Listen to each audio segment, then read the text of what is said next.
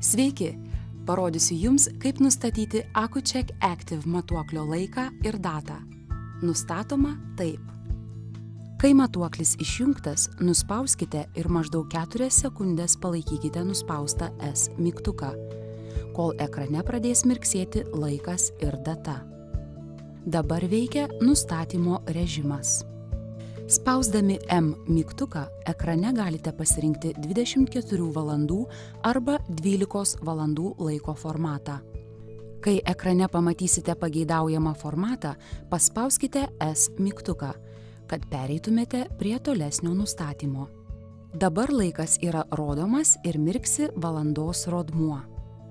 Norėdami keisti valandas, spauskite M mygtuką. Kai bus rodoma reikiama valanda, spauskite ir atleiskite S mygtuką. Pradės mirksėti minučių rodmuo. Minutes galite keisti spausdami tą patį M mygtuką.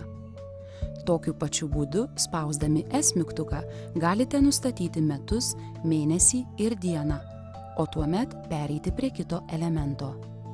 Nustatę tinkamą datą, vėl paspauskite S mygtuką, kad pereitumėte prie kito nustatymo. Ekrane pasirodys garso signalo meniu. M mygtuku galima garso signalą įjungti ir išjungti. Kai pageidaujama nuostata rodoma ekrane, paspauskite S mygtuką, pereiti prie baigiamojo ekrano. Matuoklis parodys visas jūsų ką tik įvestas nuostatas. Trumpai, vienu metu paspauskite M ir S mygtukus, kad išjungtumėte matuoklį. Argi tai sudėtinga? Jei kiltų klausimų, skambinkite Accu-Check klientų aptarnavimo linijos telefonu. Be to, visada galite apsilankyti svetainėje accucheck.lt.